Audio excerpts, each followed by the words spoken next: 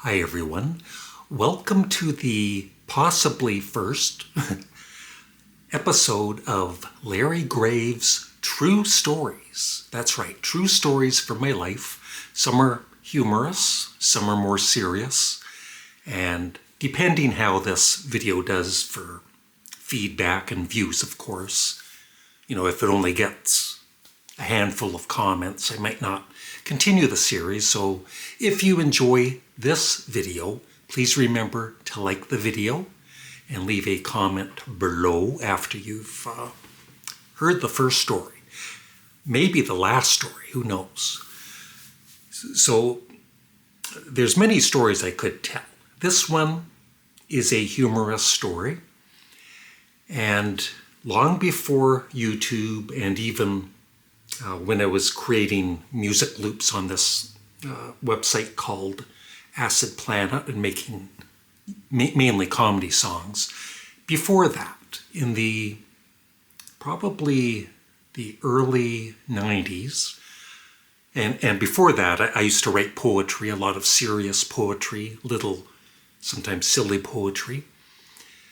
But I would write true comedy, true humorous stories for my life. And I would print them out in a newsletter called Grave Times and just give it to family and friends and even my bosses at work. And I do remember, not that I always got along with my bosses, but they enjoyed, and I still remember the younger, there was a father and son that owned the business, and the son came up to me after reading some of the newsletter and said, "What are you doing working here?" And I was thinking that myself. So anyway, they liked it, and some family and friends enjoyed the stories.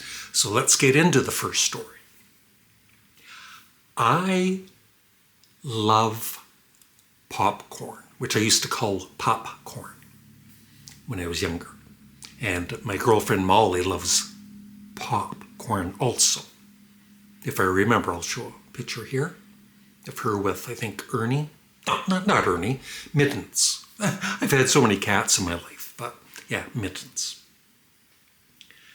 So this was in my first marriage to Nancy, and it was probably in the early 90s, so I was 58, 68, 58, 68, 78, 88, around 35 years old or so, between 30 and 40, which is 35. So like I said, I love popcorn. And I would eat it quite a bit. Even now, I have it at least once or twice a week with butter. And usually I put Parmesan cheese powder on top. And so it was just a typical day at the Graves residence. I made popcorn, went into the living room, whatever show we were watching, I started eating the popcorn. Nancy didn't really want any, so big bowl of popcorn, and I would eat it all. And I'm also going to talk about Coca-Cola in a second. Kind of almost two stories in one. So I was eating away, and I eat fast. And at one point, I think the bowl was almost nearing the end because, like I said, I eat so fast. And Nancy just wanted a handful of the popcorn, so she took it. And right away, she kind of, she spit it out. She said, "What is that?" And that got me thinking, because even though I was eating the popcorn as usual, it didn't taste, it tasted a little off. So even though I enjoyed it, it didn't taste as good as usual. And that got me thinking. And this shows you that I can be stupid. You can be stupid. Anybody can be stupid, and that's okay. We're human beings, for the most part. So, like I said, it got me thinking, and I decided to look in the fridge and I was looking for the Parmesan cheese powder in a container that you shake on top of the spaghetti or popcorn. And I see this container that I used, and it was it was baking powder. So what I did was I had sprinkled baking powder on top of the popcorn. Maybe that does sound good, but trust me, it's not that good. And so, you know, she had a right to, she's, you know, whatever, Larry, how could you, you know, how stupid of you to do that, you know, kind of laughing about it, of course, not being mean, but she couldn't believe that I put baking powder on the popcorn instead of Parmesan cheese. So, lesson learned. From now on, from then on, I'm very paranoid. I double check, sometimes I triple check the container. Parmesan cheese. Good to go. Yeah. So back then, I just ate a lot of junk food. And I loved chips, I loved Doritos even today, but I've kind of tried to cut down on that, even though I still do buy chips once in a while or Doritos, but just not as much. But back in I would say the 70s and 80s, the 90s, I would eat like a big bag of potato chips, right? You couldn't leave any behind. And along with that, I would drink pop. And I would buy, I think there was one point, 70s, 80s, where I was buying a 2-liter bottle of Coke, you know, the big bottle.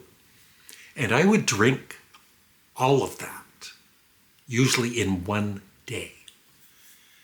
And so that's quite a bit of sugar. And there was one time in the late 70s, I remember, I had a big glass of Coke, and I was in my kitchen, and it was almost like a mini stroke. It was weird, right? It's like I couldn't move for a second. And maybe it had nothing to do with the Coca-Cola. But I was thinking, at that time, I was drinking a lot of Coke, right? So that was scary. Thankfully, that hasn't happened since. And so at some point, I don't know when, but I stopped drinking pop. And in the past, ever since I moved here over 12 years ago, I never buy Coke.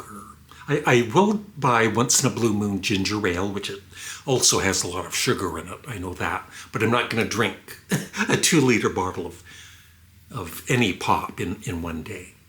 When I go out to dinner with Molly and we get a steak or whatever, that's when I get a glass of Coca-Cola. But other than that, my days of drinking Coke every day are long gone. And having baking powder on my popcorn. So that's my story. I would love your thoughts on it, and don't laugh too hard at my stupidity. So thanks for watching. If this video does okay for views and for comments, if there's only a handful of comments, then forget it. But if it does okay, then I'll be back in a few days with another story. I might tell a more serious story, which some of you might have heard about before. I have mentioned it before, about a car accident I was in, and I had a premonition the night before the car accident. So that's it. Thanks for watching. Please remember to like the video and leave a comment below. Have a great day. Goodbye.